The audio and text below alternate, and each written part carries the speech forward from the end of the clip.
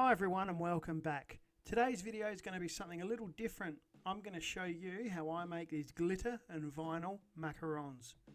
I haven't made macarons for a while, so this was a good refresher for me. Here are some photos of my previous creations, noting they are very finicky and hard to master, and I am by no means an expert. But for now, let's get started.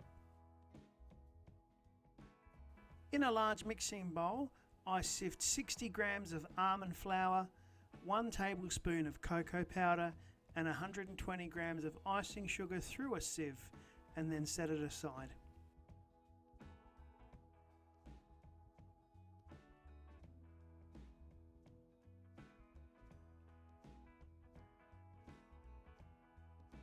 Using a stand mixer, I beat 2 large egg whites until they are nice and foamy.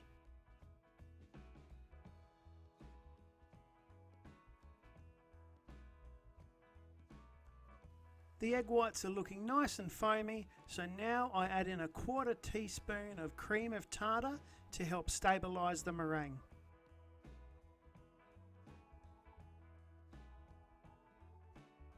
I then gradually add in 50 grams of caster sugar, and once the sugar has dissolved, I beat on high until stiff peaks are achieved and the meringue looks nice and glossy.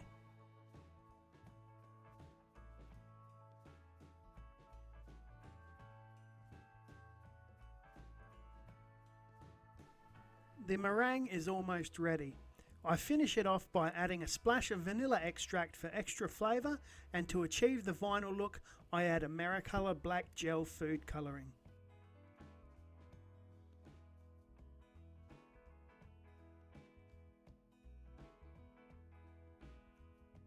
Now it's time to mix the meringue and almond flour icing sugar mixture. Along with all the other known caveats, this is probably the most important part of the process. The mixing of the batter is known as macaronage, and it can make or break your macarons.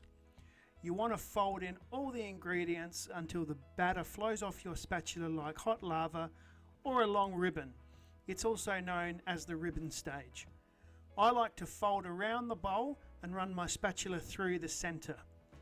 If you go too far, you can't go back and have to chuck it out and start over. As I said before, I'm no master at this. I've had plenty of failures, but you live and learn.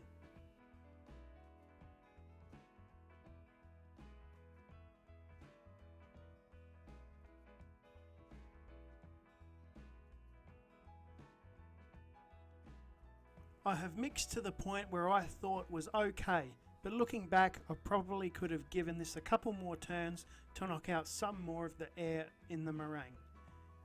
I then transfer the batter into a piping bag, pipe my macarons on silicone and grease-proof lined trays, and let them dry out and form a shell.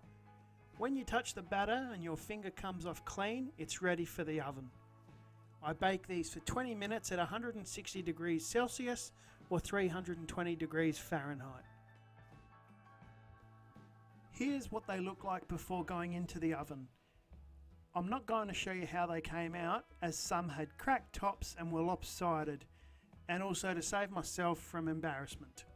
I had enough decent but not perfect shells to make half a dozen macarons.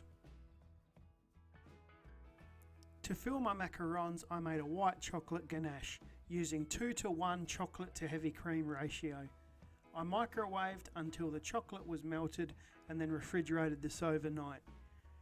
I'm now whipping up the ganache until it's light and airy, and then for a little kick I'm adding a splash of Frangelico. I pipe the ganache on the inside of one shell using a Wilton 21 piping tip. You can use a standard piping tip if you wish, I just like the look of this one. I put a generous amount on and then finish it by placing a similar sized shell on the top. And that's our macaron done, but we're not finished yet.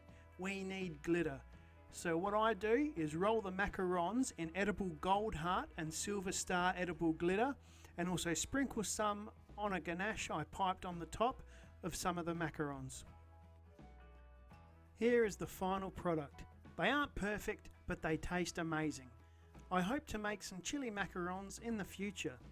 I hope you enjoyed this video. That's all, and until next time, see you same chili time, same chili channel.